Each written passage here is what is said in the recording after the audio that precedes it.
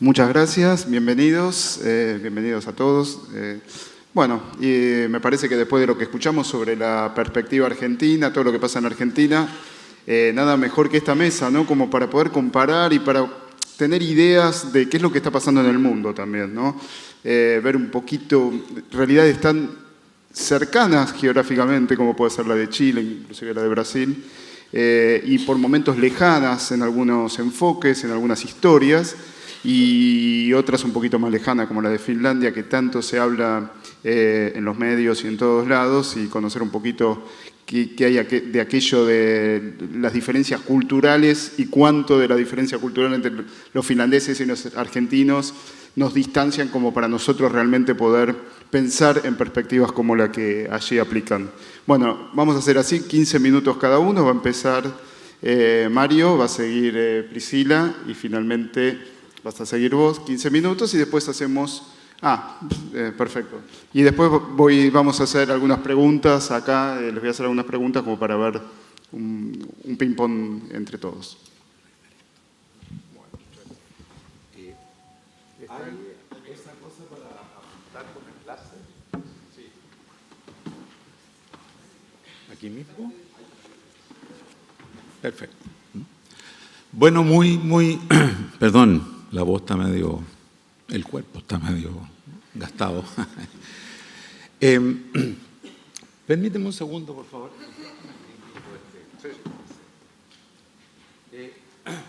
Yo estoy terminando un periodo de 10 años como fundador de Educación 2020, que es el movimiento primo hermano. Nosotros somos un poco más optimistas, le pusimos 2020, ustedes son pesimistas y le pusieron 2050, ¿no? Pero bueno. Yo ya había escrito 2 libros sobre la educación en Chile, pero dije, ahora que termino voy a hacer un esfuerzo de síntesis y voy a tratar de escribir sobre educación para el siglo XXI en la perspectiva latinoamericana. Entonces me lo pasé un año rascando informes internacionales de la OECD, del BID, del Banco Interamericano, países, y tratando de sintetizar tanto un diagnóstico como algunas sugerencias comunes para todos nuestros países. Para avanzar con esto... ¿Verde? Bien. Perdón, pero tengo que organizarme un poco aquí. No quiero ser muy insistente en los deprimentes datos, pero como en América Latina, y lo preanunció Inés, somos unos cínicos de mierda, hay muchas cosas que no las decimos, ¿no?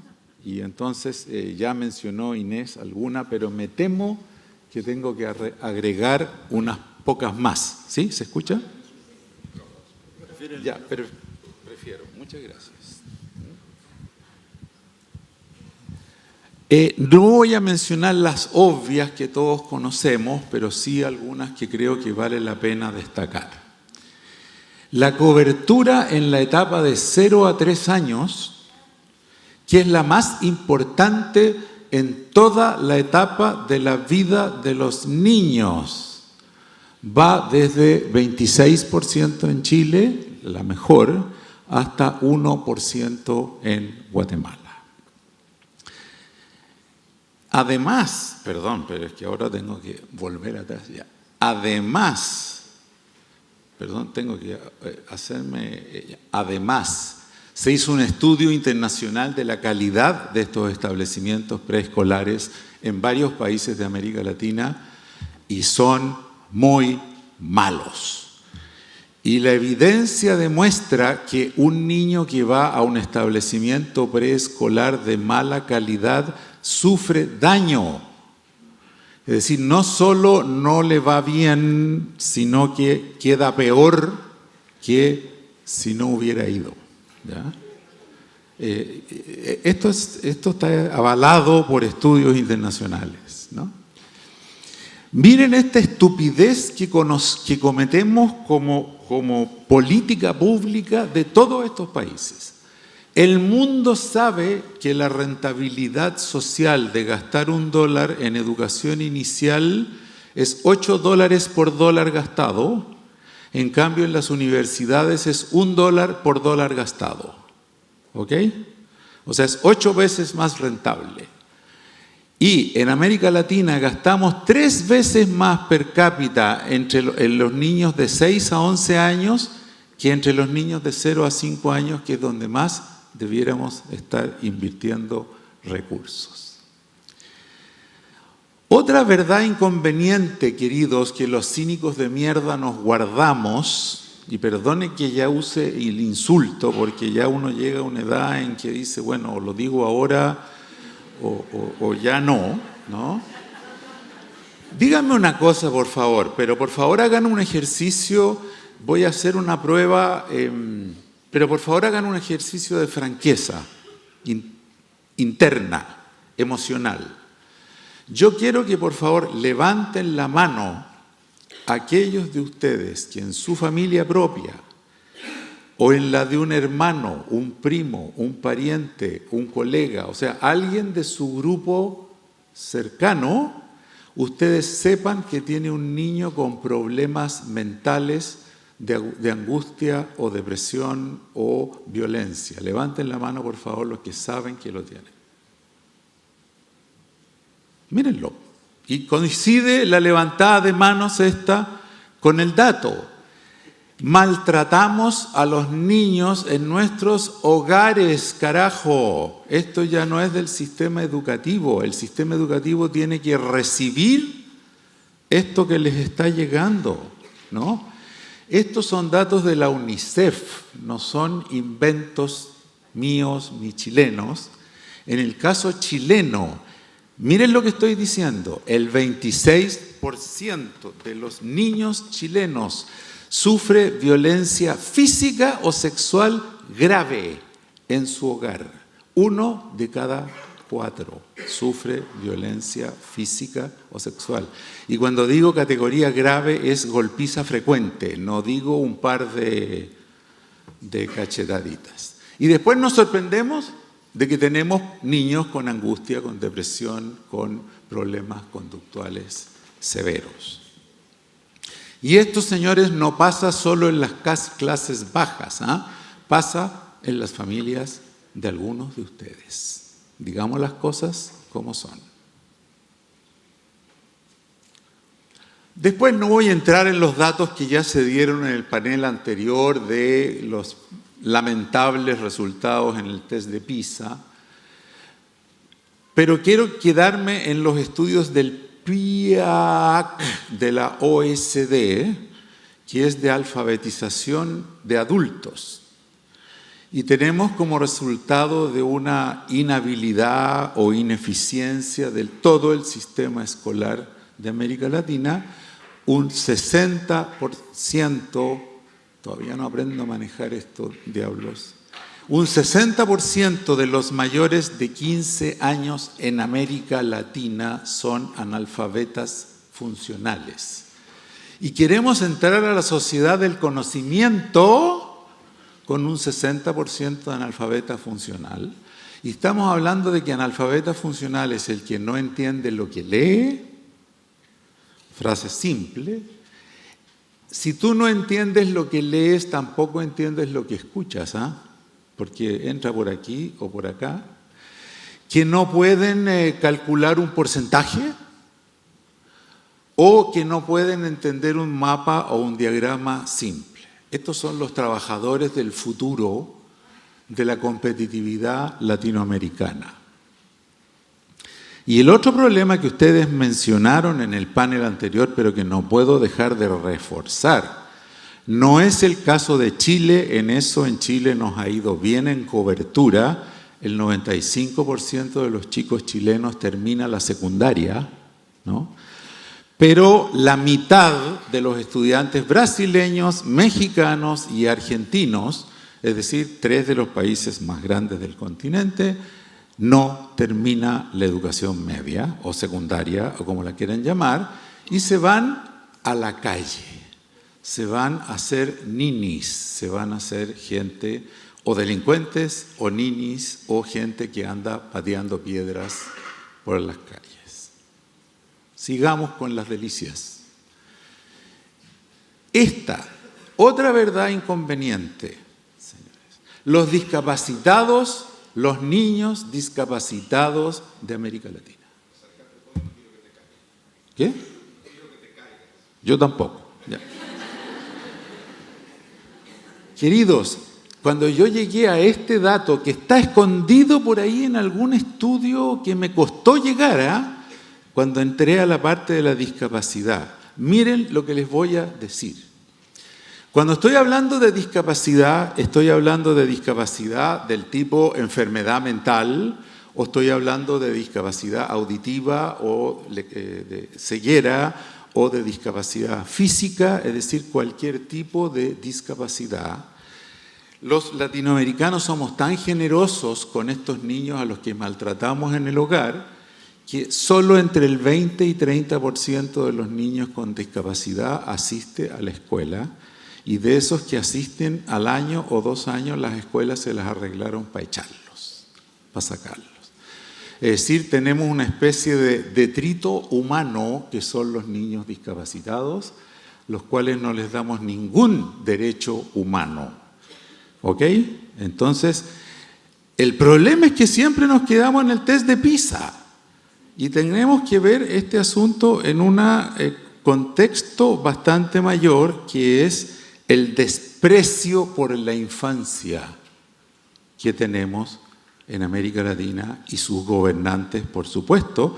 Pero este discurso para los gobernantes lo va a ver algún candidato presidencial y va a decir: oh, cáspita, primera vez que me entero, porque ni siquiera lo decimos todo esto. Tú eres periodista, ¿cierto? Dilo, por favor, dilo. O sea, esto ya realmente me tiene encabronado. O sea, ya...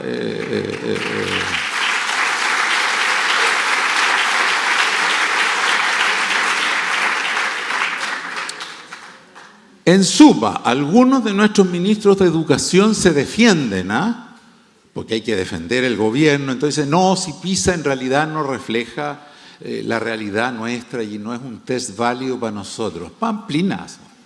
Mentira, el test se organiza entre todos los países y se hacen preguntas elementales que debieran ser respondidas por igual en Holanda que en Argentina o en Chile, ¿no? Y aunque suene rudo decirlo, yo creo que si yo tuviera que sintetizar, yo diría: no sé manejar esta mierda de aparato. Esa es mi síntesis, ¿no? Aunque suene rudo decirlo, queridos amigos, si yo tuviera que dar un titular de prensa, los latinoamericanos somos, en materia educativa y de respeto por la infancia, el basurero de los países avanzados. Seguimos considerando a los niños como objetos de nuestra propiedad, que en muchos casos no tienen siquiera el derecho humano a no ser maltratados. Ya no es solo el derecho humano al acceso a la educación, ¿no? Gracias, carajo, aplaudan más. O sea, yo ya estoy terminando mi carrera educativa por razones de salud, así que o lo digo ahora o...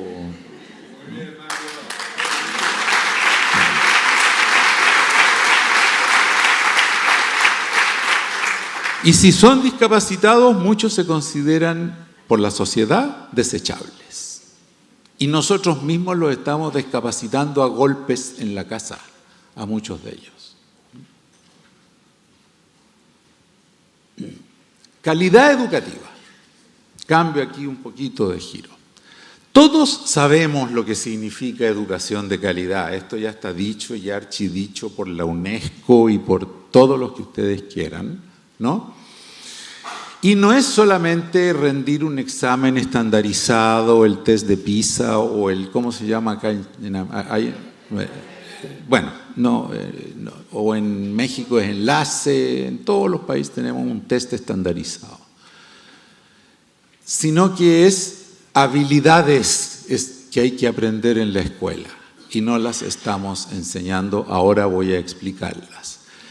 Nosotros estamos haciendo un experimento que también lo están haciendo nuestros amigos en Argentina y con Inés en, ¿cómo se llama el lugar donde están? En Varadero. Nosotros estamos en 40 escuelas entre la Araucanía y la región metropolitana con una metodología mexicana que se llama tutorías, inventada por Gabriel Cámara, que yo sinceramente creo que debiera tener estatuas en algunos de nuestros países en algunos años más, ¿no?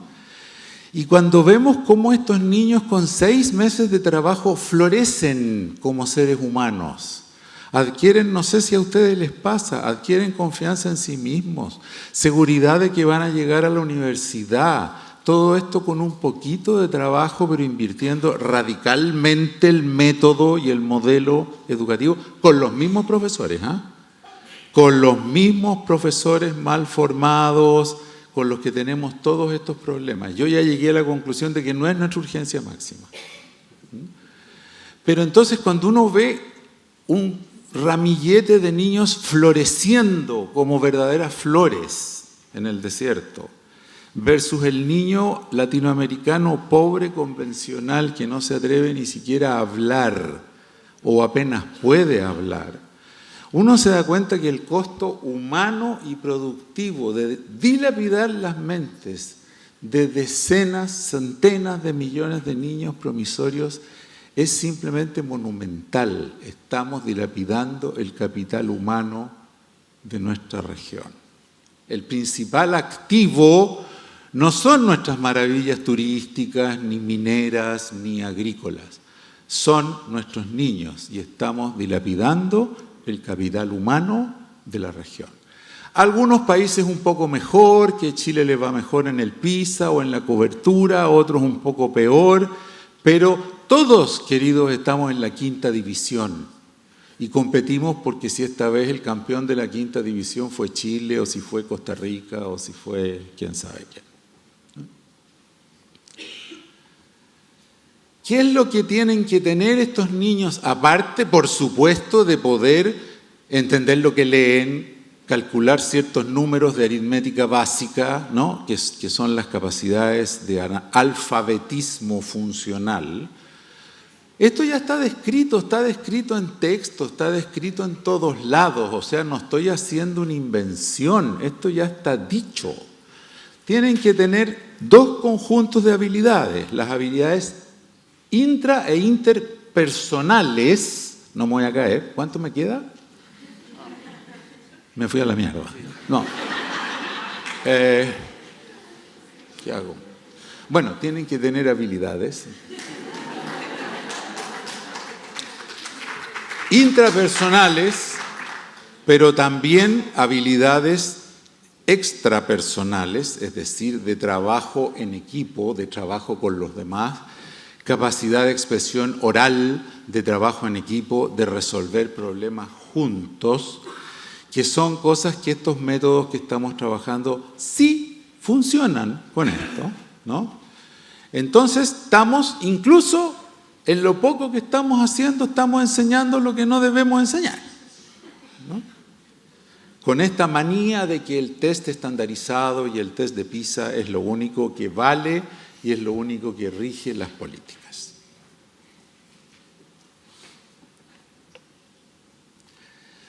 Perdón que me das 2 minutos más. 2. Esta gráfica para mí fue muy central. En esta gráfica yo tomé uno de los indicadores de eficiencia educativa, como se dijo en el test pasado, que es el desempeño en lectura en PISA 2015. Pero podría haber tomado cobertura, o podría haber tomado matemáticas, o podría haber tomado cualquier indicador de eficiencia educativa, llamémoslo así. Eso es lo que está en este eje, que va en los típicos escalas del test de PISA, 350, los que están en la olla, y 550, los que están por ahí arriba. Los países en rombos oscuros son todos los países de la OECD y los cuadraditos son latinoamericanos. Y si se fijan, ahí está Chile, Uruguay, México, Colombia. No encontré Argentina porque ese año parece que Argentina... ¿Ah? Porque fue descalificado. Fue no sé qué, pero ya. No estaba bien la muestra. ¿Ah? Estaba dopada la muestra, ¿no? Sí, estaba bueno. dopada. Pero lo que yo quiero que se fijen es en la tremenda correlación que hay entre eso y lo que se llama en el World Governance Index, que es este que está aquí, que está disponible como base de datos que ustedes pueden consultar, con la efectividad gubernamental. Efectividad gubernamental general, no en educación. Es combate a la corrupción, es eficiencia del gasto público general, es capacidad para recaudar los impuestos, para gastarlos, eficiencia en salud, eficiencia en alimentación, es decir, la eficiencia global del Estado.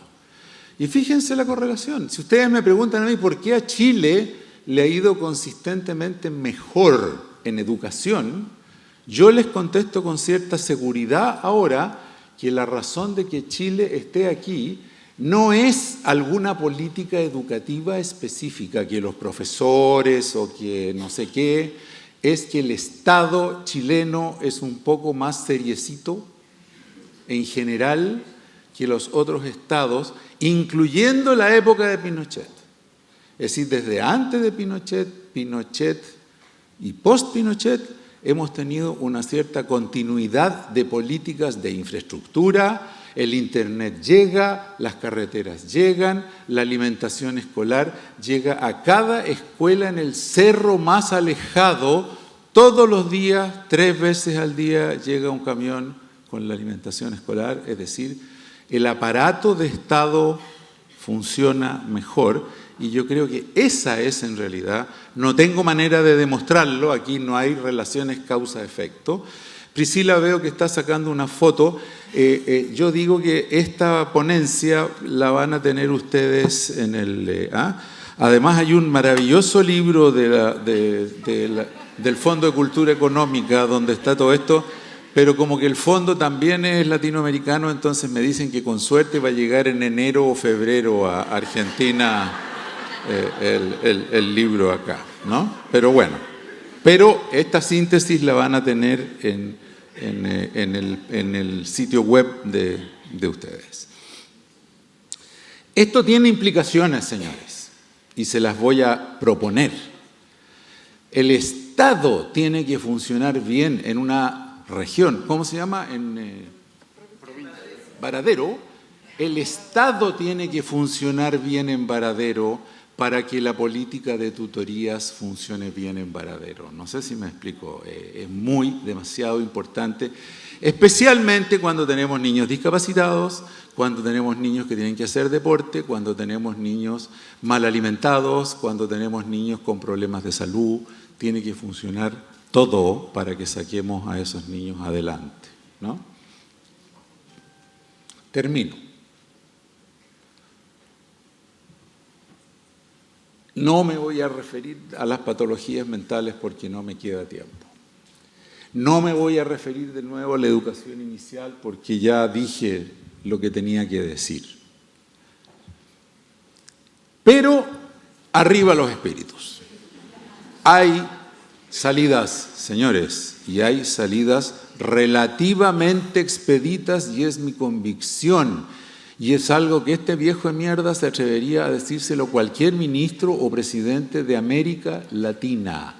Hay cosas que se pueden hacer que son relativamente baratas, tanto en lo financiero como en lo político. Los resultados de las tutorías son de 2 tipos, son cognitivos, no me voy a detener a explicar esto, pero son métodos estandarizados que los contratamos externos con la Universidad Católica para que los midieran y no podíamos creer los resultados cuando los obtuvimos. Estos chicos están progresando más que los de las escuelas popis de Chile, o cómo llaman a las escuelas fino, las escuelas de élite. Bueno, y pasa lo mismo en México. Estos chicos con poca inversión de tiempo están teniendo una velocidad de progreso mayor que las escuelas de élite de América Latina. en nuestro caso, solo el 5% de su condenado tiempo, el 5% de su tiempo dedicado al trabajo en tutorías. O sea, no es el 100% de su tiempo. Con solo el 5% de su tiempo florecen estos chicos cognitivamente. Y es barato. En mi estimación, no costaría más del 3% de lo que se gasta en un niño en el sistema escolar durante un par de años para dar un salto cuántico en la educación de América Latina. Esta revolución pedagógica de las tutorías es enteramente made in México, es la innovación insólitamente más desconocida dentro y fuera de ese país. En México la están implantando en 30.000 escuelas rurales y nadie en América Latina lo sabe, y lo peor es que nadie en México lo sabe, porque políticamente es como medio inconveniente explicarlo, porque comenzó con el PRI y después se pelearon con el PAN y no sé qué cuestión, ¿no? Ya la tenemos en 30.000 escuelas. En Chile ya vamos en 40 escuelas, pero no de las chiquitas mexicanas, sino en escuelas de gran tamaño, con mucho éxito. Esperamos llegar a 100 en el 2019.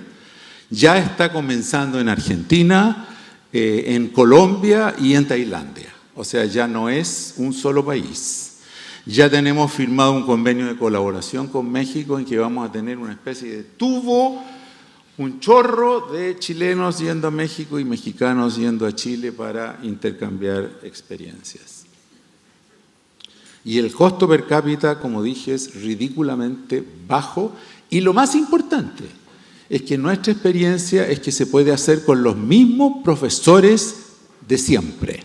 Los mismos profesores mal portados, mal formados, warrior, del gremio, combativos. Con esos lo estamos logrando y les florece la cara a los profesores, señores, a los profesores. Dicen, primera vez en mi vida que siento que me estoy realizando profesionalmente. Yes, we can.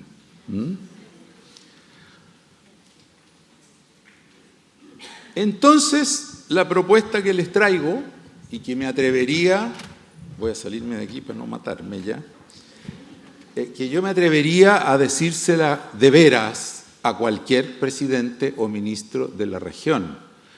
Total, ¿qué me van a hacer? ¿No? Es que yo creo que tenemos que implementar juntos, a través de Reduca, hacer un movimiento para promover el plan 4x4, que son 4 propuestas de corto plazo, o sea que se pueden comenzar de inmediato y con un costo relativamente bajo, y otras 4 que son de 10 años, 15 años de despliegue, ¿no? Las 4 breves. Primero, algo que nadie menciona: abordar a la brevedad con los recursos necesarios la formación, selección y remuneración de los directivos escolares. No conozco en el planeta Tierra una escuela que mejore con un mal director. No conozco. No nos van a funcionar las tutorías, no nos va a funcionar el método Singapur, no nos va a funcionar el método finlandés cuando tengamos y tenemos directores burócratas, autócratas y muchos de ellos sin siquiera título profesional. Esto, señores, es 20 veces más barato que invertir en la profesión docente, por la aritmética razón de que hay un director cada 20 profesores. O sea, es mucho más barato invertir en formar, seleccionar, remunerar a los mejores directores y mandarlos a los lugares más necesitados, ¿no? Aumentar agresivamente la cobertura con calidad preescolar. No me voy a detener en los números, están los datos, están los estándares internacionales, pero también es más barato por una razón numérica, y es que los niños están en la preescolar de 0 a 6 años, en cambio están en la escolar 12 años y en la universitaria 6 años, Y los flojos de mierda en Argentina se están 10, 15 años ahí vagando por la universidad, ¿no es cierto? Y gastando plata el gobierno en ellos. Entonces, comparativamente en gastar en preescolar es más barato. Y es donde primero habría que entrar en las escuelas universitarias de formación de pedagogía, es en preescolar. Tercero, masifiquemos las tutorías. Pónganse que en el peor escenario no aprenden tanto y que el test de PISA de estos chicos no es tan maravilloso. Estamos logrando transformar comunidades escolares completas, incluidos los apoderados. Apoderados que llegan a las escuelas donde estamos trabajando a preguntar que qué demonios está pasando en la escuela porque su hijo les está haciendo clase a ellos en la casa. ¿Y por qué? Porque tienen que practicar sus tutorías. ¿Y con quién las practican? Con su familia en la casa, ¿no? Y cuesta poco. ¿Qué nos cuesta hacer este experimento? Muy poco. Masifiquémoslo como lo están haciendo en México, con todos los problemas políticos que han tenido en México. Acabo de recibir hoy en la mañana, Manuel, una muy buena noticia de Gabriel Cámara, de que el CONAFE sobrevivió a este cambio político y que por lo tanto van a poder seguir andando. ¿Pero con qué instrucción? Háganlo calladitos. Mire tú, pero bueno, así es la vida. Y por último, proporcionar incentivos monetarios, lo que se llaman transferencias condicionadas para los chicos que terminen la secundaria. Y tener programas de prevención de la deserción, porque esa es una fábrica de niños desempleados que van a terminar en la calle pateando piedras y con su vida futura destruida. Tampoco es tanto dinero. Y finalmente, las 4 de largo plazo: desarrollar un sistema integral de carrera docente, como lo que ya se discutió ¿no? Que estamos muy orgullosos porque en Chile esa ley que se pasó hace 2 años tomó 10 años de peleas en el Congreso, pero pasó la ley de carrera docente. La última ministra de Educación tuvo que recibir patadas y escupitajos del gremio cuando estaba tramitando esta ley, pero tenemos ley de carrera docente integral, desde quien entra a la escuela de pedagogía hasta cómo se ingresa a la escuela a enseñar, ¿no? ¿Qué es el secreto finlandés, verdad? Tener buenos profesores. Todo el resto se va arreglando en el camino, ¿no? Tercero, por un problema, queridos, no educativo, no para mejorar en el test de PISA, sino que por un tema ético. Metamos más niños con discapacidad a las escuelas corrientes, no a escuelas para discapacitados, salvo en casos extremos. ¿Va a complicar eso el aula? Sí, la va a complicar, carajo. Pero es que los niños argentinos van a tener que convivir con discapacitados cuando estén trabajando en el mundo normal. En el bus van a tener que convivir con ellos, entonces que comiencen conviviendo en la escuela, carajo, ¿no?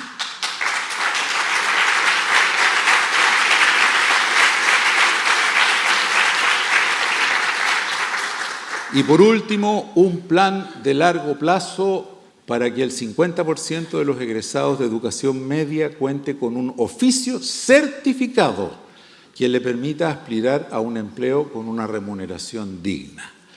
Estas 4 propuestas van a tomar 10, 15 años en materializarse si es que comenzamos hoy gradualmente a trabajarlas.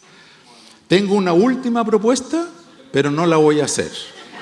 Era la más entretenida de todas, pero se van a quedar sin ella. Gracias por su atención.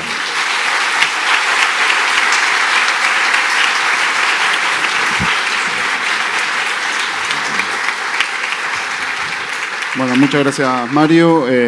Para hacerlo más rápido, vamos directo a Priscila.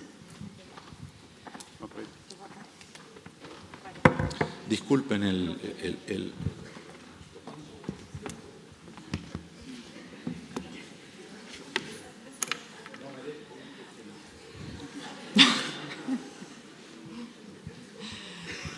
Buenos días, bom dia a todos y a todas. Buenos días a todos, a todas acá. Manuel, mucho gusto estar. Es siempre yo siempre me quedo muy alegre de estar acá en Argentina.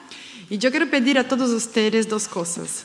La primera cosa es que tienen oídos bondosos, porque mi español, Manuel sabe de esto, sometimes, a veces yo quiero hablar en inglés porque mi español es horrible, entonces por favor tienen oídos solidarios conmigo, ¿ok? Y la otra cosa es que yo preparé una presentación, pero yo estaba oyendo a Inés, a Anaí, Mario, a Manuel, y yo decidí decir algunas cosas de corazón. No con la presentación, yo dejo la presentación para Manuel, tú puedes poner en el sitio de Educación 2050, pero yo salgo de Brasil de una elección muy difícil que eligió un grupo político muy complicado, muy desafiador para la educación brasileña.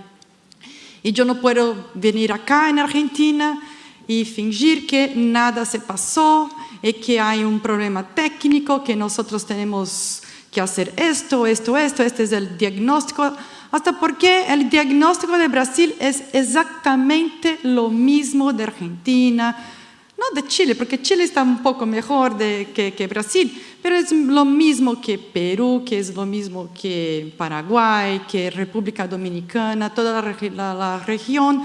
Si tú pones los números de Brasil acá, tú no puedes decir si es de Paraguay, de Argentina, de Uruguay, no importa, porque el diagnóstico de la educación de la región es muy parecido. Y también es parecido a nuestros desafíos políticos. Y esta es lo principal desafío es político. Claro que técnico también, y yo voy a hablar un poco de esto también, pero es sobre todo un desafío político, es sobre todo un desafío para que nosotros en la región tenemos la conciencia que la origen de todas nuestras crisis, y crisis como oportunidad también, claro, pero nuestras crisis éticas, políticas, económicas, de seguridad, son crisis que tienen una origen, que es el maltrato que tenemos con la educación, con nuestra gente. Nosotros en nuestra región, nosotros no ponemos la prioridad que deberíamos poner en la educación, porque es una muerte lenta, los niños mueren lentamente, pero es una forma de muerte. Estamos matando a estos niños, a estos chicos, a estas chicas, pero son principalmente los más pobres, entonces está fuera de la visión, es lento, está muy fuera de la visión de los políticos, entonces nada pasa, porque sabemos que si hay un niño que está sangrando acá, nosotros tenemos el impulso de salvar a este niño, pero un niño que está analfabeto, que no sabe leer, que no sabe escribir, que no va a tener oportunidad, nada pasa, porque nosotros no tenemos el mismo impulso de salvar a este niño, pero nosotros tenemos que tener este impulso. Y como ha dicho Inés, es urgente, porque hace muchas generaciones en nuestra región que está poniendo educación en segundo, tercer prioridad, cuando más. Entonces, esta bandera, este objetivo de la región de poner educación ya, educación ahora, educación es urgente y no es cualquier educación. Y este foro, este congreso, esta conferencia tiene un nombre muy bueno, que es Innovar para Aprender. Y yo quiero responder primero, ¿por qué? ¿Por qué innovar para aprender? Porque nosotros tenemos la responsabilidad, nuestra generación, tenemos la responsabilidad de cambiar el juego. Porque hoy nosotros tenemos los datos, nosotros sabemos, porque hay tantas evaluaciones, tantas cosas, nosotros sabemos exactamente lo que pasa con la educación. Nosotros tenemos las políticas exitosas de otros países, de otras regiones, de escuelas, de Finlandia, de México. Nosotros evaluamos estas políticas. No podemos decir, yo no sé si es buena o no es buena. Nosotros sabemos, hay muchísimos estudios e investigaciones para saber los impactos de las políticas. Y nosotros tenemos plata. Claro que me encantaría tener mucho más plata para la educación, pero acá en Argentina 6.5% de GDP. En Brasil 6.2% del GDP. No sé, en Chile. Igual. Entonces tenemos plata. El problema es que no sabemos cómo utilizar la alocación de esta plata. No estamos escogiendo las mejores políticas públicas para hacer con que esta plata, que es una plata que la población paga, principalmente la población más pobre, porque son los que pagan más tributos en América Latina, son los que pagan la escuela pública, pero que no reciben una escuela pública de calidad para que ellos tienen más oportunidades en la vida. Entonces, por eso, porque tenemos una obligación de acabar con estas crisis todas. Yo pienso que los latinoamericanos no soportan más tantas crisis, es una crisis atrás de otra. Y no podemos nunca tener la tranquilidad de poder emprender, de poder tener una familia sin el miedo constante que va a acontecer, que se va a pasar una otra crisis económica, de corrupción, ética, de salud, de seguridad. Yo vengo de Brasil, que la crisis de la seguridad es tremenda. Tú no puedes hacer nada. Entonces, ¿cómo nosotros vamos a hacer? Tenemos que educar mejor. Es un imperativo ético. No es solo programático, es un imperativo ético que nosotros tenemos que construir en nuestra región. Otra cosa. Gracias.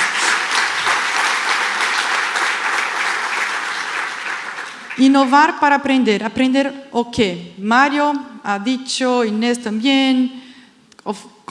Por supuesto que nosotros tenemos que aprender más lenguaje, matemáticas, ciencias.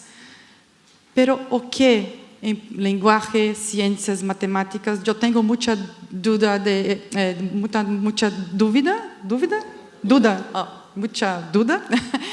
si lo que estamos enseñando en las escuelas es lo más importante para la vida.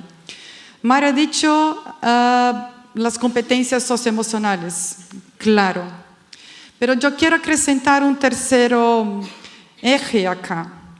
No solo lo que aprende, las competencias socioemocionales, pero cómo aprenden en las escuelas, en cuál ambiente escolar nosotros estamos garantizando para los niños y jóvenes de Brasil, de la región.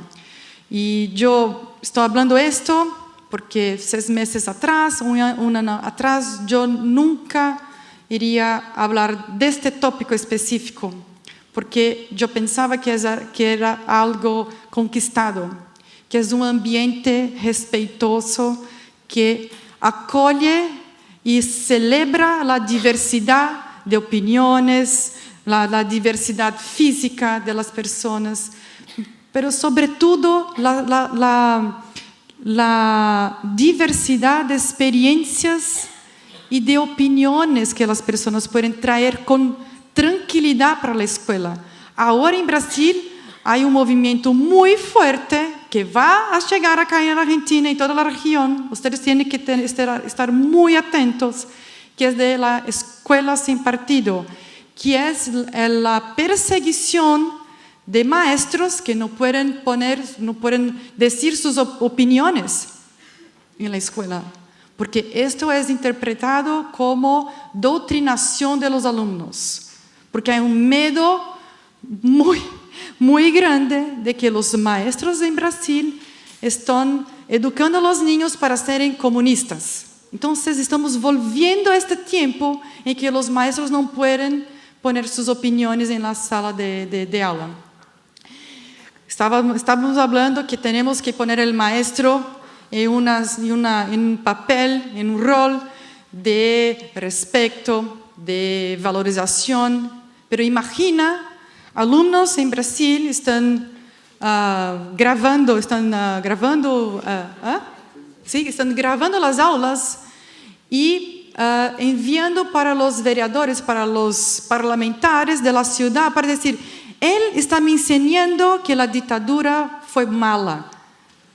Es esto que está se pasando ahora en Brasil. Entonces, la defensa de una escuela en que las diferentes opiniones, que el estudio de la historia, en que una persona que piensa diferente de mí es importante y es bueno que haga esa diversificación de opiniones en una escuela, es muy importante. Entonces, ahora nosotros en Brasil estamos en una más pelea, que es la pelea de proteger la escuela como un espacio de respeto a opiniones diferentes. Entonces, yo quiero poner esto acá también.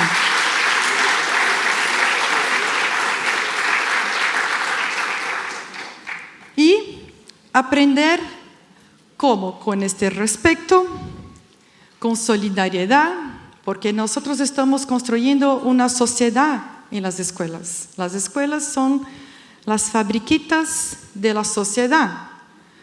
Todo lo que pasa en las escuelas es exactamente la sociedad que vamos a tener en nuestros países. Entonces tenemos que tener esta solidaridad. Tenemos que poner el maestro, y esto no es una retórica vacía, nosotros tenemos que poner los maestros como los principales profesionales, no es la chica, lo chico que está dando una aula, los profesionales de nuestros países. Y estamos ahora exactamente en el curso opuesto. Que ahora Brasil salió ayer, yo pienso ayer o dos días atrás, Brasil es el último lugar de valorización de los maestros del mundo, el último lugar. Por lejos. Entonces no es sin propósito que escuelas sin partidos nacen en Brasil, porque un país que no valoriza a sus maestros es el país que dice, sabes, tú estás diciendo una tontería, no acredito en usted. Entonces nosotros tenemos que valorar los maestros como una estrategia del país, como una estrategia de la educación. Y nosotros tenemos un plan para esto, yo voy a hablar un poquito más tarde. Otra innovación es no creer en soluciones mágicas. Es increíble que en pleno siglo XXI nosotros aún creemos en soluciones mágicas. Y hay siempre, porque claro, yo vengo de un país que tiene el fútbol, ustedes también, toda la gente se siente como director técnico del fútbol en Brasil. Y hay soluciones mágicas de todo el tipo. Ahora, porque de nuevo tenemos este grupo político avanzando en Brasil, ahora la solución mágica es escuelas militares. Vamos a poner los militares para cuidar de nuestras escuelas. Entonces, imagina que no es escuelas bien gestionadas, con buen currículo, con profesores bien formados. No, escuelas militares. Entonces, esto es una innovación ahora. Pelear contra soluciones mágicas es algo cada vez más importante en Brasil y yo pienso que también en toda la región. Y para poderme enganchar un poco con el asunto de mayo, es tener una cosa que yo pienso que también es una innovación en educación, tener un plan. Nosotros no tenemos un plan. nuestra región, nuestros países, nosotros tenemos acciones de gobiernos, pero no tenemos un plan de largo plazo en nuestros países. De verdad, un plano de verdad, porque cualquier desafío muy gigantesco, muy grande, lo que tú tienes que hacer, un plan muy estratégico, con clareza de lo que cada actor tiene que hacer y cuál plazo, y lo que tiene que hacer primero y después, y después. Y hay muchas veces que un paso, que es el tercer paso, cuarto paso, step, es la política de un país o del Ministerio de la Educación. Y después de 4 años van a evaluar esta política. Nada pasó, no hay resultados. Claro, porque tú no has hecho los pasos anteriores, los steps anteriores. Entonces es esto que Todos por la Educación, y yo voy ahora a me presentar. Yo soy Priscila, presidenta ejecutiva de Todos por la Educación, que es una organización de la sociedad civil brasileña que defiende esta escuela diversa, con aprendizaje, con respeto a los maestros, y que desarrolló en los últimos 18 meses, antes de las elecciones brasileñas, un plan de largo plazo para la educación como un todo, comprendiendo que en Brasil nosotros tenemos el gobierno federal, los gobiernos estaduales y los gobiernos municipales. Todos los 3 son responsables por la educación. Entonces es una bagunza. Pero tenemos que trabajar con este sistema. Y este plan de largo plazo, y yo estoy muy contenta de oír Mario, que también tiene un plan de largo plazo. Nuestro plan de largo plazo dialoga muchísimo con el plan de Mario, de Chile. Es un plan que tiene 4 políticas de largo plazo y 3 políticas de más corto plazo. No es corto, pero un poco más corto plazo. Y yo pienso que ahora es una buena hora. Yo sé. Yo estoy acabando acá. Una crisis, Ok.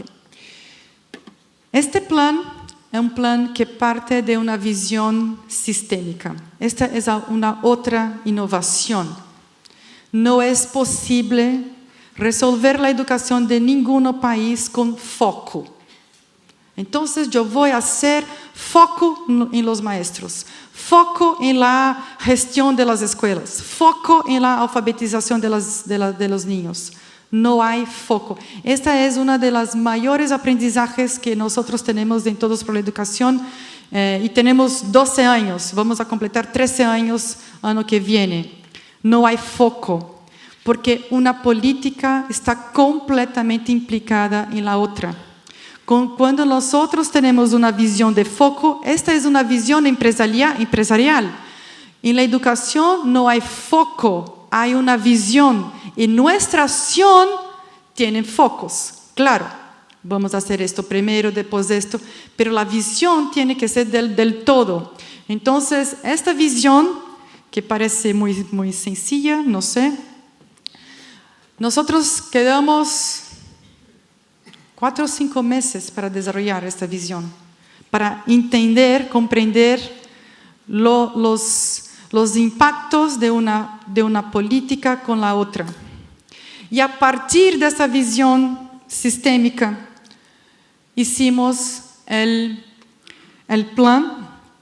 Es un plan muy, muy grande, que trabajamos con todos los candidatos a la presidencia de la República, incluso Bolsonaro, que ganó. Y el plan tiene, como yo he dicho, 4 y 3. Y yo voy a hablar muy, muy rápidamente, 2 minutos, 1 minuto, de 2. Primera infancia. Y primera infancia no es solo educación. Primera infancia es educación, salud, asistencia, cultura y deportes. Para decir lo mínimo. Y primera infancia, por todo que Mario ha dicho, Primera infancia tiene que acontecer, tiene que se pasar en el territorio. Nosotros tenemos que tener espacios de cuidado de los niños con estos 5 ejes: educación, salud, asistencia, deportes y cultura. En cultura tenemos lectura, lectura, lectura, lectura. Mucha lectura para los niños. Esto es muy importante. Y la segunda política que yo quiero subrayar acá es todo el rol de las políticas docentes.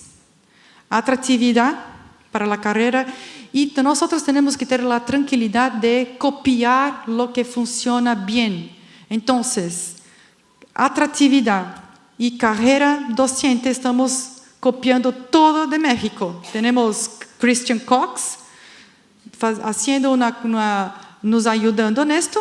Estamos copiando la política de Chile. No tenemos que ficar inventando soluciones mágicas de nuevo. Entonces, estamos haciendo una política muy parecida con la política de Chile.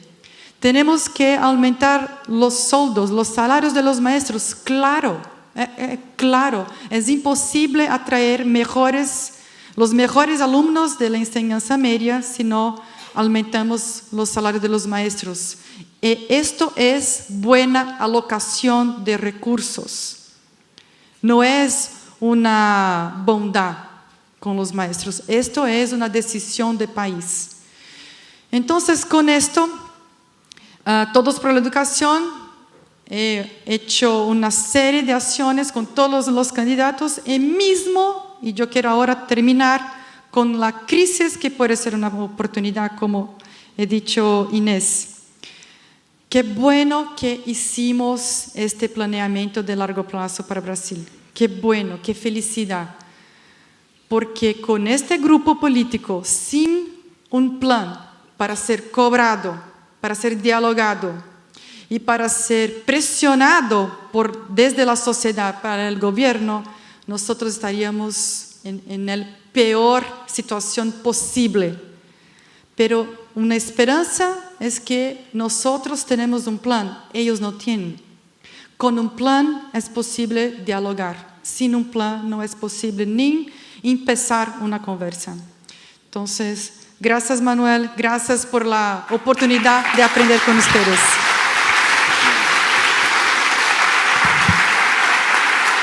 Bueno, hola. Bueno, muchas gracias Priscila. No sé, supongo que como todos los que están acá, nos sorprende las diferencias que hay, aunque estemos tan cerca, y de golpe viendo lo que está pasando en Brasil, dice, bueno, por lo menos nosotros todavía no estamos en una situación así, ¿no? Y los peligros de poder llegar a algo así, y sobre todo estaba pensando cómo retrocesos tan grandes a nivel político te obliga a replantear todo de nuevo y decir, bueno, pero son pasos anteriores que hay que defender, de valores democráticos, de valores de convivencia, que se parecía que ya a esta altura ya iba a estar solucionado. Bueno, Emilia, 15 minutos.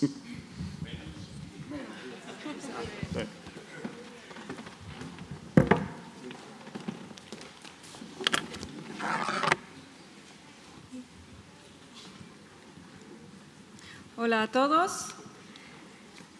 Antes de nada, muchas gracias a Educar 2050 por invitarme a venir a participar en este foro.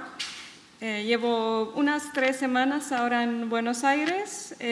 Acabo de empezar mi trabajo en la Embajada de Finlandia acá y estoy encantada de estar nuevamente en esta parte del mundo. Cuando estaba escuchando las presentaciones de mis compañeros y viendo a ustedes, también decidí un poquito cambiar el comienzo de mi presentación a pesar de las restricciones horarias que tenemos. Y más tarde explicaré por qué. Ahora mismo quisiera que simplemente todos se levantaran un momento y se estiraran un poco porque llevan demasiado tiempo sentados. Así que, por favor.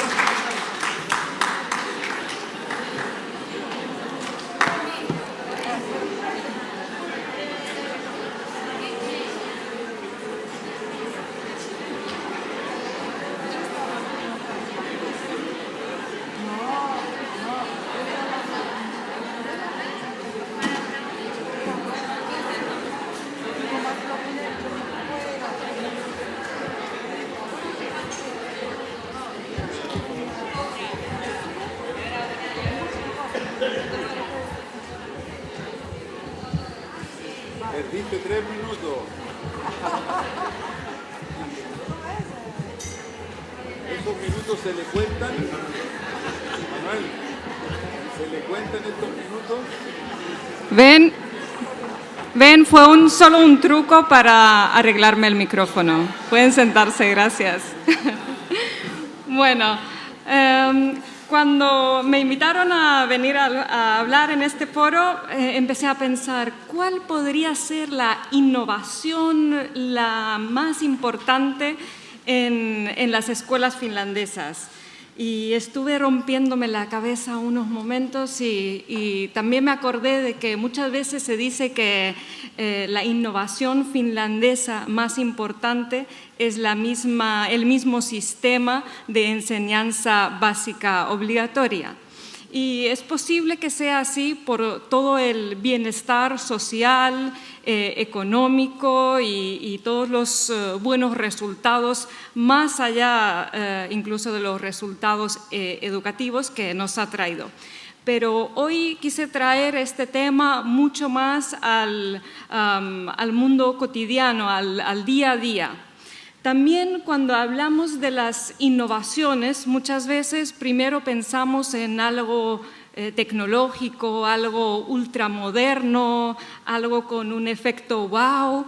Y sin embargo, las innovaciones o las soluciones más importantes en nuestras escuelas y en nuestra sociedad muchas veces son cosas muy cotidianas, muy prácticas y muy del día a día. Así que decidí mostrarles 2 innovaciones de antaño que se convirtieron en una parte integral de nuestras escuelas y una parte muy importante de los procesos de aprendizaje y que siguen siendo altamente vigentes en la actualidad. Y después hablaré también de 2 innovaciones que tratan de responder a desafíos que tenemos ahora en la actualidad.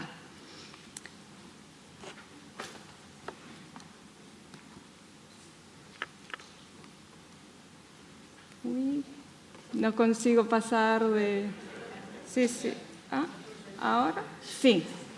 Bien, entonces, primer tema de antaño y que sigue siendo de alta vigencia en la actualidad es el almuerzo escolar. En Finlandia, el almuerzo escolar está garantizada por ley desde el año 1943. Una alimentación sana es una obviedad decir que es importante para todos y cada uno de nosotros. Ahora, cuando se decidió ofrecer al menos un plato caliente al día a todos los alumnos finlandeses, fue en una época en que realmente había escasez de comida en nuestro país.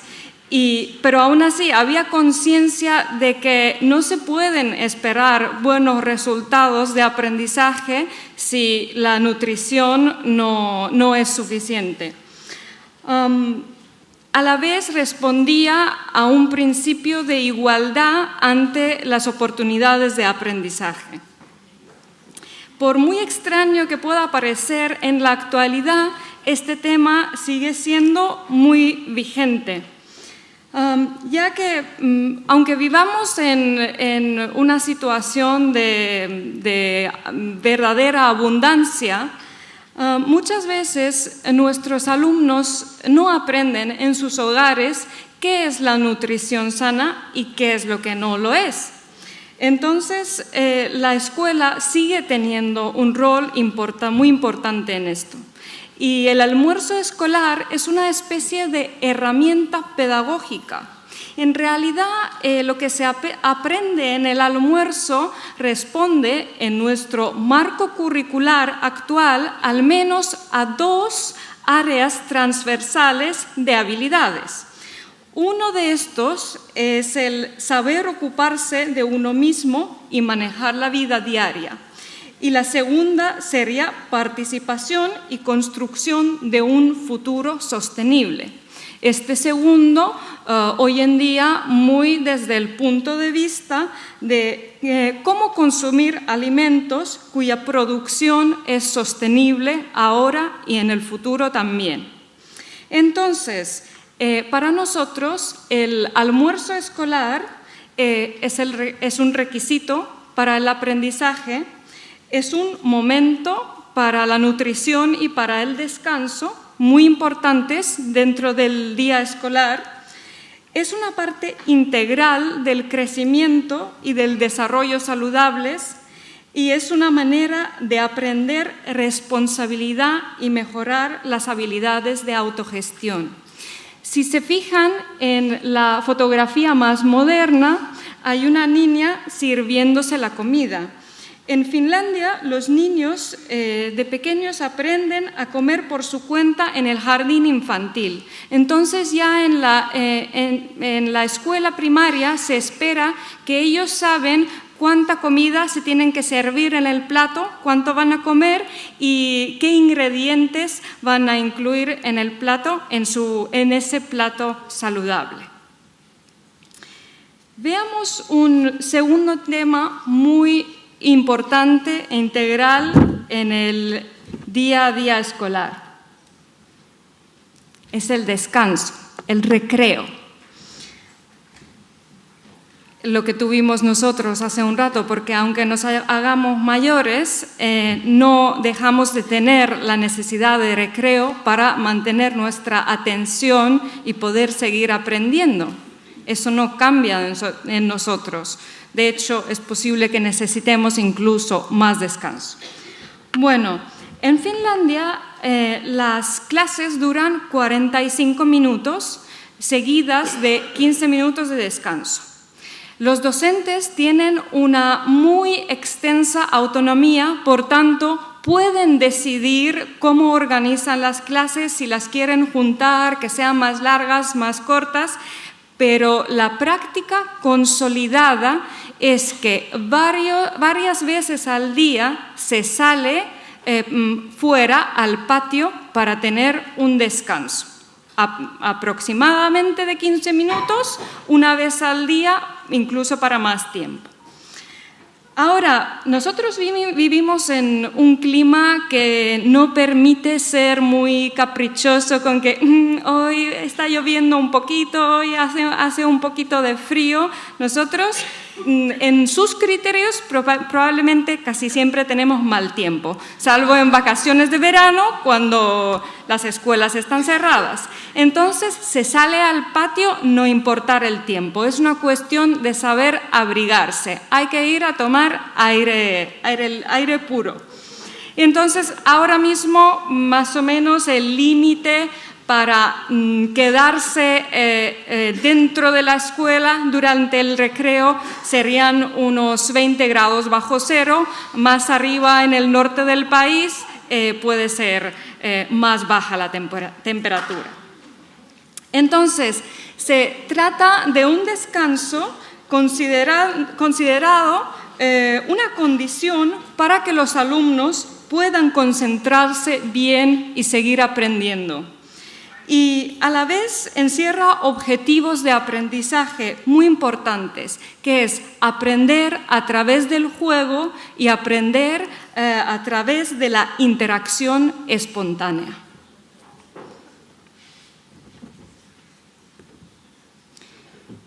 Y ahora les voy a comentar de dos temas que nos preocupan en la actualidad, que queremos mejorar en la actualidad, y un ejemplo de cómo lo estamos afrontando.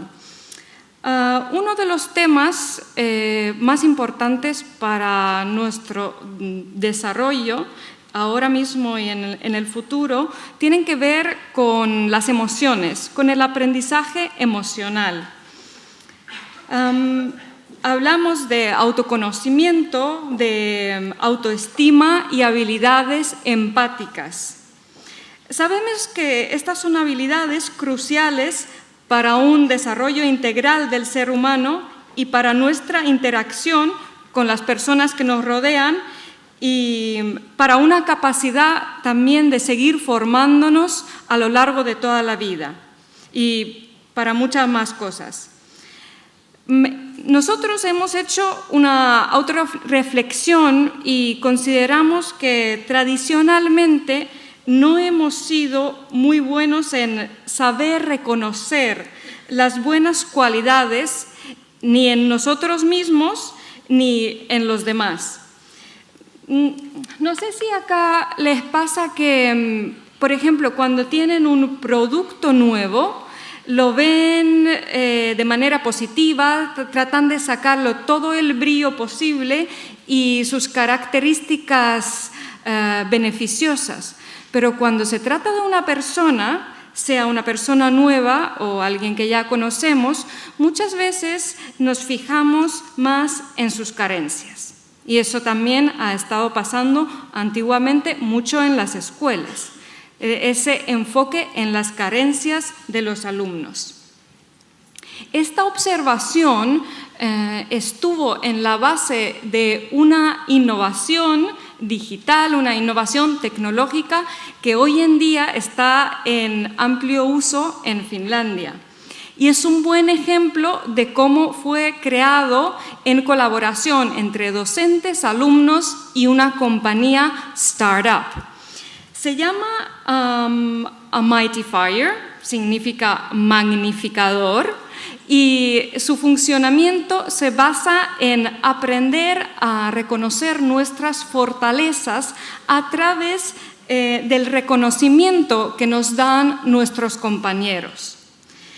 Los resultados que tenemos en base a este funcionamiento y el uso, obviamente no solamente de esta aplicación, pero este enfoque, lo que nos reportan los maestros es que las clases funcionan mucho mejor, con un grado mucho mayor de bienestar y de compañerismo. Y como dije, quise traerlo también como ejemplo de una innovación digital que sale dentro del aula de clase.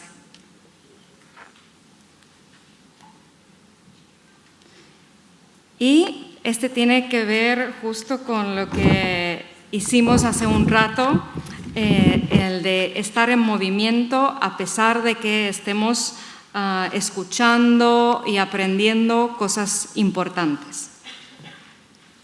Desde 2010, Finlandia tiene un proyecto puntero, proyecto clave del Ministerio de Educación que se llama Escuelas en Movimiento.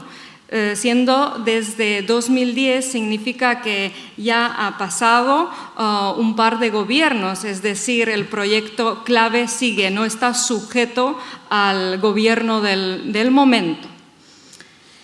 En este proyecto se trata de combatir la falta de actividad física y el sedentarismo excesivo del que sufrimos a pesar de los recreos que tenemos. Existe un problema de sedentarismo en nuestra sociedad.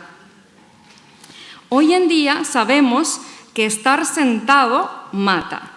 Y a pesar de eso es lo que enseñamos a nuestros niños y jóvenes como la manera más común de estar y de trabajar durante horas y horas y horas. Cada día. Este método de las escuelas en movimiento ha consistido muy sencillamente en pasar menos tiempo sentados durante las clases y hacer más ejercicio durante los descansos. El objetivo ha sido aumentar el ejercicio al menos 1 hora al día. Y el objetivo no consistía en aumentar las horas de educación física, ni tampoco, sino apoyar maneras de aprendizaje mucho más activos y maneras de aprendizaje corporales. Además, no se trataba de cambiar toda la infraestructura, modernizar todos los aulas, sino hacer una nueva manera de aprender mucho más activa dentro de las clases, dentro de las escuelas que ya teníamos. Entonces, los maestros con sus alumnos, desde un enfoque muy participativo, han llegado a maneras de llevar sus procesos de aprendizaje de una manera muy innovadora y de una manera que aparte de aumentar el tiempo de estar activo, ha generado mucha más participación en la planificación de las clases y ha generado mucha más motivación también entre los alumnos.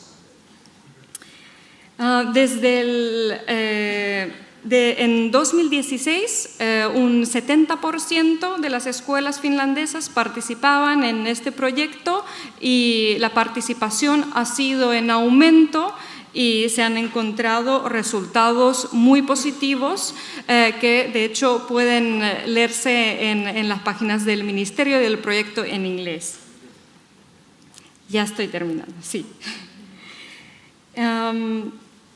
También lo que quería enfatizar es que, como ven acá en esta imagen, no se necesita, por ejemplo, una mesa eléctrica para hacer una prueba de matemáticas que tiene la niña en mano para estudiar sin estar sentada.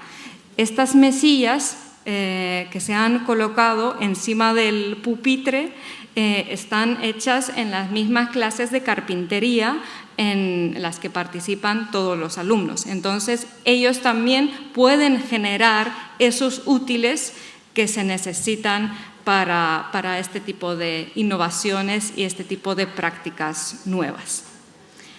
Ya se me agotó el tiempo.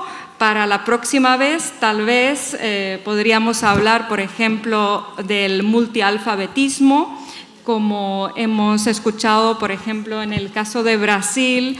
Hoy en día vivimos en un mundo de información, mucha información y mucha desinformación. Entonces, otro de los desafíos que afrontamos en las escuelas finlandesas es cómo enseñar a nuestros alumnos a manejarse en toda esa avalancha de información y evidencias que a veces no lo son.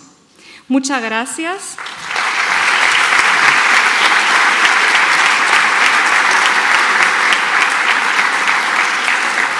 Bueno, y con esta imagen simplemente quería reforzar, repetir el mensaje de Mario de Yes We Can.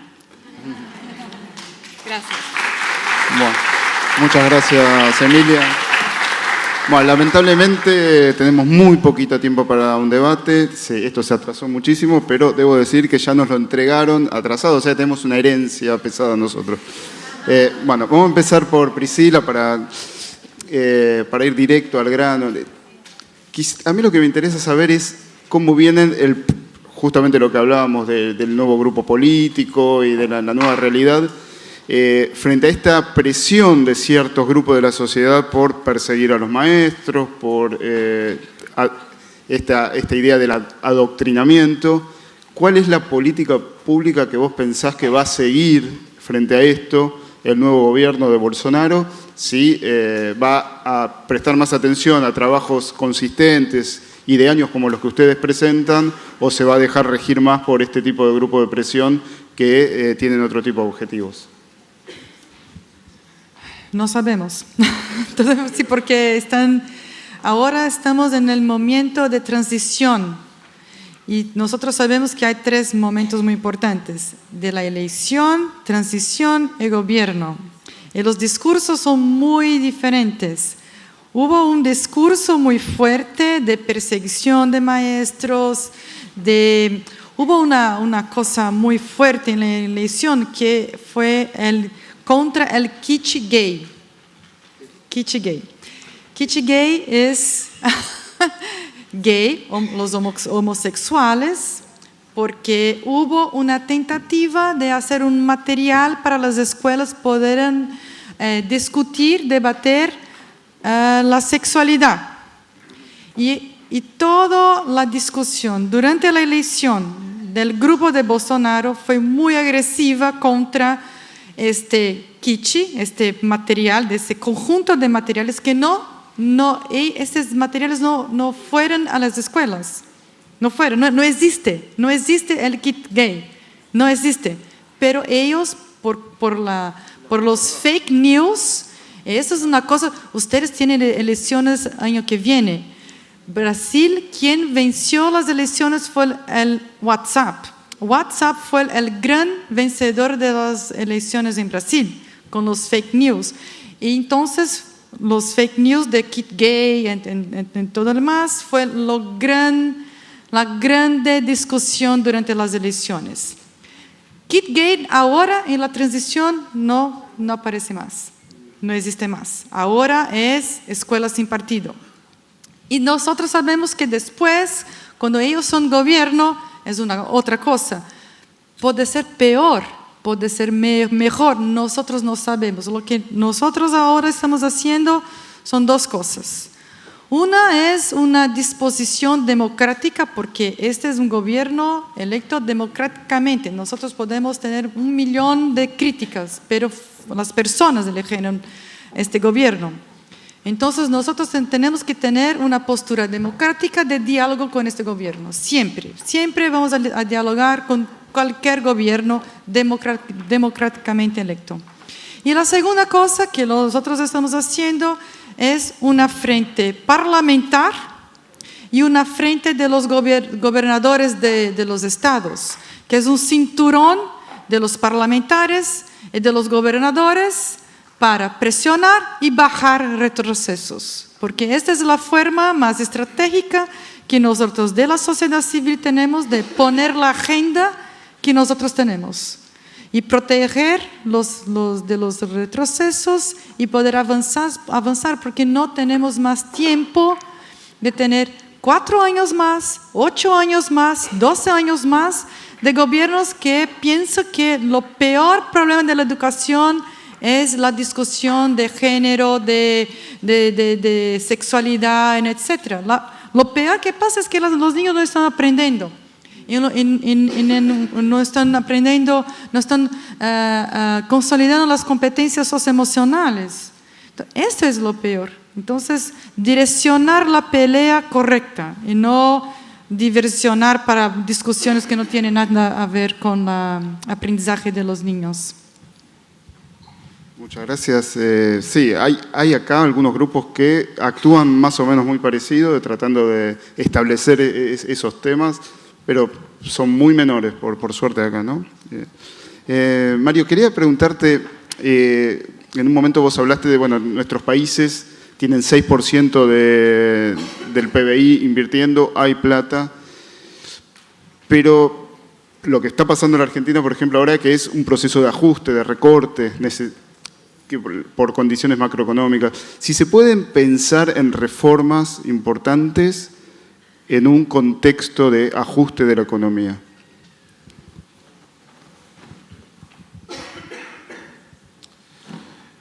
Mira, bueno, yo creo que por supuesto la realidad económica de cada país de América Latina es bien diferente y con ajustes, sin ajustes. Algunos estamos en el 6%, otros están en el 4% del gasto público como porcentaje. Pero lo que quiero decir es que, por ejemplo, todas estas primeras 4 propuestas, no solo más cortas, son más baratas. O sea, yo creo que el problema básico de la educación no es gastar más en lo mismo. Mañana nosotros podríamos, si seguimos haciendo lo mismo, duplicar el gasto público, y si seguimos haciendo las mismas cosas, los cambios van a ser 0. Lo que tenemos que hacer es, yo me puedo equivocar, yo creo que son 4 por 4, podrán ser 7, podrán ser 8, pero yo creo que tenemos que hacer un plan sistemático de largo plazo y no creo que los recursos sean el problema central, si es que las cosas se piensan bien, qué es lo que es primero, qué es lo que es después. Vuelvo a insistir en un ejemplo. Nos costaría, nosotros hicimos el cálculo detallado en el caso de Chile, hicimos el plan, y mejorar toda la educación preescolar, que es como la base de la pirámide, costaría en total el 7% del gasto en educación. Entonces, la cosa es escoger las balas de plata, digamos, los temas donde hay que concentrarse. Las innovaciones que mencionó Emilia cuestan cero, o no sé si cero, pero casi cero. Las redes de tutoría cuestan el 2% del gasto público en un niño en promedio. Entonces, no creo que el problema sea los recursos, creo que es un problema político, es un problema de falta de consistencia en el tiempo de los distintos gobiernos. Y aquí aprovecho para hacer una invitación, Manuel, Priscila, a Reduca. Yo creo que va a haber una reunión ahora pronto en Dominicana, ¿no? Yo los invito, yo no voy a estar ahí ya, pero a que nos pongamos de acuerdo en que si son 4x4 o si son 7, si son 6, si son 8, pero que de una vez por todas yo creo que Reduca ha perdido tiempo en no tener colmillo político y debiéramos ponernos todos de acuerdo en 7, 8 metas y en un plan que yo estoy convencido de que es aplicable en toda América Latina. Los problemas no son tan diferentes como se cree y empezar políticamente 7 organizaciones, 14 organizaciones de América Latina de la sociedad civil a golpear, a golpear, a golpear. No te van a hacer caso el primer día ni el segundo. Yo he aprendido, por lo menos en el caso de Educación 2020, en Chile, que desde que nosotros nos ponemos una meta de política pública hasta que ésta se pasa por se establece primero como tema de interés y después se aprueba, pasan 5, 6, 7 años, ¿no? Pero la persistencia de un grupo colectivo de organizaciones de la sociedad civil que sea aguerrido, pero colectivamente aguerrido, ¿no? Y que vaya y exija estar en las reuniones de la OEA y que exija estar en las reuniones del PNUD y que exija estar en las reuniones de ministros y decir, y joder, con el mismo discurso persistente, yo creo que podría ser una manera muy potente de lograr que los recursos se gasten bien. Y no es ir a pedir más plata por pedir más plata. Mario, te haría un montón de preguntas con respecto a Chile y todo, pero no tenemos tiempo, así que quedará para la próxima vez. Emilia, con esto terminamos. Me gustaría que me digas, de todas estas innovaciones que vos mostraste, ¿cuál te parece, cuál sería la que recomendarías a un país que necesite cambiar, que necesite mejorar? ¿O es acaso, en el caso de Finlandia, esta selección de los maestros y de la formación docente más importante que todo esto que mostraste? Yo creo que en todas estas innovaciones el rol de los maestros es crucial y su autonomía para innovar es crucial. Entonces, si se emprenden, automáticamente trae más rol y más iniciativa a los maestros. Entonces, mi respuesta es, por supuesto, si los maestros, dentro de las innovaciones, de adaptar nuevas prácticas, tiene que ser crucial. De estos, ¿cuáles serían los más importantes para emprender? Aquí también diría que lo que más participación de los alumnos, planificación conjunta, una manera de actuar que lleve a que la voz de todos sea escuchada y que permita tener en cuenta las cualidades y las fortalezas de todos y hacer los caminos de aprendizaje más individualizados para cada uno. Bueno, les agradezco mucho, coincidirán todos conmigo que esto daba para muchísimo más, pero...